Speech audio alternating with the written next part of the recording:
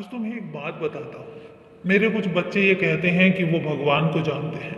मेरे कुछ बच्चे कहते हैं कि वो पूजा पाठ को जानते हैं। मेरे कुछ बच्चे कहते हैं कि वो धर्म ग्रंथों को जानते हैं। और मेरे कुछ बच्चे कहते हैं, उनमें से खासकर जो पंडित होते हैं, मैं एक बात कहता हूँ कि वो कहते हैं कि उन्हें सारी दुनिया का पता है, उन्हें भगवान का पता है और वो भगवान की बातें बाकी और बच्चों को करते हैं। मैं एक बात कहता हूँ, उस ऊपर वाले को समझ पाना किसी इंसान के बस में नहीं है। तुम सोच कर देखो, कौन सी ऐसी बात है जो तुम समझ सकते हो?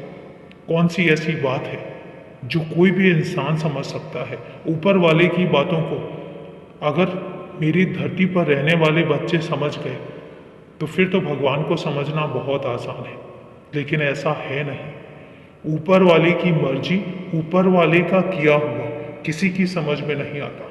और इसलिए अगर तुम्हें पूजा पाठ के लिए कोई विशेष उपाय, कोई विशेष मंत्र करने के लिए बोले तो बिल्कुल मत करना। मैं कह रहा हूं कि बिल्कुल मत करना। तुम्हारा दिल जिसमें करे तुम वो करना, क्योंकि भगवान प्रसन्न ही उस बात पर होते हैं जब तुम्हारे दिल से कोई प्रार्थना निकलती है, तुम्हारे दिल से कोई विनती निकलती है और तुम्हारे दिल से जब श्रद्धा निकलती है। एक बात मैं तुमसे कहता हूं कि तुम्हारे और भगवान के बीच में कोई और तीसरा नहीं होना चाहिए। फिर एक बात और कहता हूं कि तुम जिस किसी को भी मानते हो, मैं तुमसे फिर कहता हूं कि ईश्वर एक है। तुम जिस किसी को भी मानते हो, तुम शिव को मानते हो, तुम राम को मानते हो, तुम कृष्ण को पूजते हो, या तुम अल्लाह को पूजते हो, या तुम ईसा मसीह को पूजते हो, एक बात याद रखना, ईश्वर एक है, नाम अलग अलग है।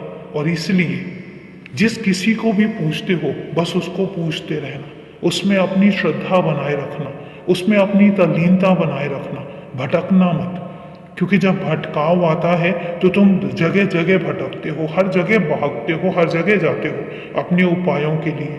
पर मैं तुमसे कहता हूं कि जब परीक्षा की घड़ी आती है तो अपने आप को भटकाना मत, लगे रहना उस ईश्वर के साथ जिसको तुम मानते हो, जिस नाम को तुम पूछते हो, उसमें लगे रहना, पूरा विश्वास बनाकर रखना। और मैं तुमसे कहता हूं कि जब परीक्षा की घड़ी खत्म होगी तो वही नाम, जिस नाम से तुम अपने ईश्वर को जानते हो, वही नाम तुम्हें कितनी तरक्की तक लेकर जाएगा, कितना कुछ तुम्हें देकर जाएगा, तुम कभी समझ भी नहीं सकते, तुम कभी सोच भी नहीं सकते। इसलिए अपना जो स्तंभ है उसको पकड़ कर रखना। अपना जो भगवान है, जिस नाम से तुम अपने भगवान को जानते हो, उस नाम को पकड़ कर रखना। तुम्हारा ईश्वर एक है और हमेशा एक ही रहेगा। ईश्वर को कोई नहीं बांट पाया। नाम अलग अलग है, कोई फर्क नहीं पड़ता। पूजा करने का तरीका अलग अलग हो सकता है, लेकिन पहुंचना तो आखिरकार ईश्वर तक ही है ना। इसलिए तुमसे कहता हूं कि भटकाओ मत, खुद को मत भटकाओ, लगे रहो, सफलता जरूर मिलेगी। और अभी